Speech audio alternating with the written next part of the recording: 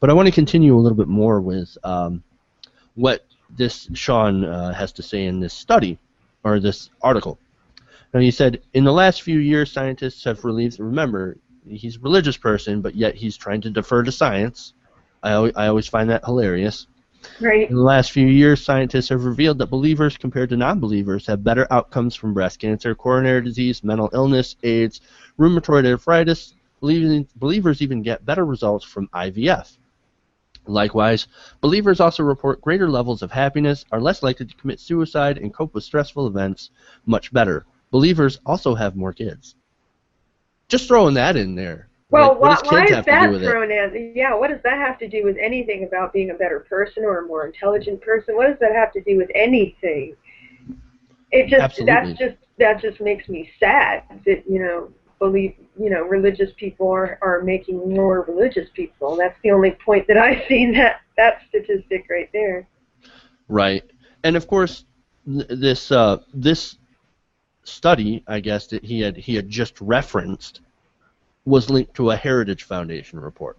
Oh, well then, I'm not going to rely on that information at all. So, I mean, some of his sources are dubious at best. Absolutely. I believe it. And I don't believe some of it. I don't believe that religious people are that much happier and that much better off and less likely to get sick and more likely to heal and whatnot. I don't believe that at all. Oh, but he also has another explanation to back that up.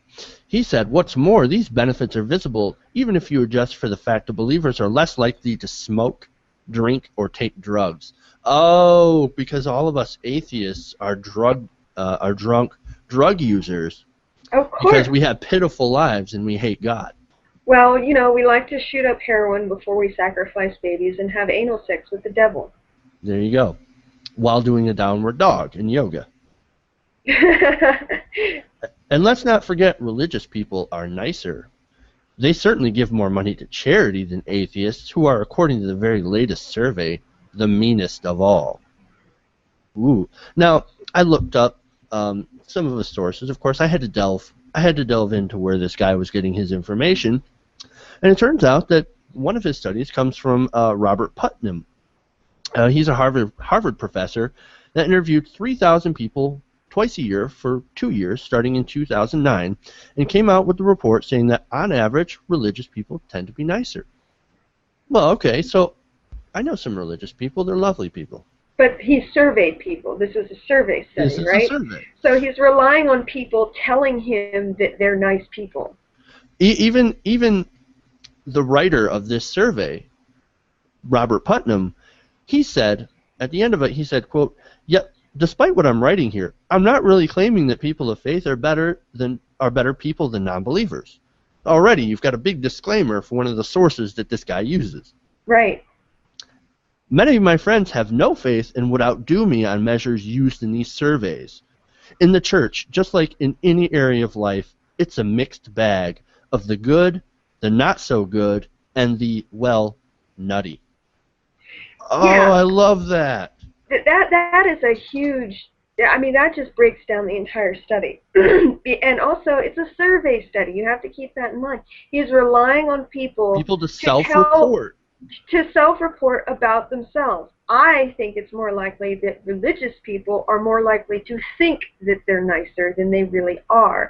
Because I know a lot of religious people like that, and I think that atheists and non-believers are more likely to be a little bit more honest about the fact that they're not always perfect, wonderful angels of society. And what he says, when it comes to people, we really are a mixed bag. No atheist is just like another atheist. Some are dicks. Yes. Some are genuinely really good people. Just like when it comes to religious people, some are dicks, but some are really, really good people. So just basing his little rant on this, come on, it's idiotic and it doesn't hold up. And here's another thing. A report published in 2012 by the Journal of Social, Psychological, and Personality Science says that atheists and agnostics are more driven by compassion to help others than are highly religious people. Right. Religious people often, I mean, I've talked to some, and they seem definitely motivated by guilt and fear more than anything else. In that study, it said, quote, overall, we find that for less religious people, the strength of their emotional connection to another person is critical to whether they will help that person or not. And that's, of course, the co-author and University of California, Berkeley social psychologist Rob Willer.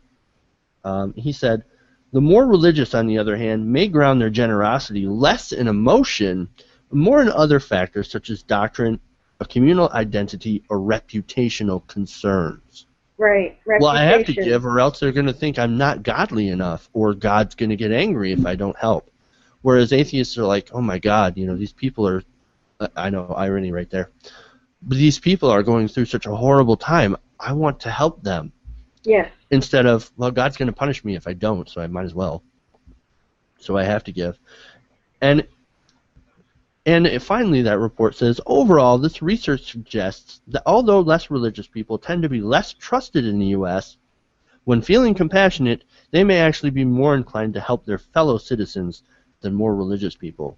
Now, we were talking to somebody that had a really, really hard time, really hard story, and this guy he's essentially homeless, and one of the homeless shelters that was set up was a religious conversion center. We'll help you, but you have to become one of us. Yeah, it's like you will be assimilated. Well, it's like those horrible missionary people that go to other countries and say, well, you can have food if you read this Bible. And it's just, it's like, can so you eat sick. this thing? Can you eat this book? It's so sick. We'll only help you if you convert to our religion. Yeah. It's so well, there's an old saying, something about, I will be your brother. If not, I will kill you. Mm-hmm. And it's essentially an old what people would say to try and convert. If you join me, you can become my brother. If not, I'll kill you. Yeah, you're either with me or you're against me, basically.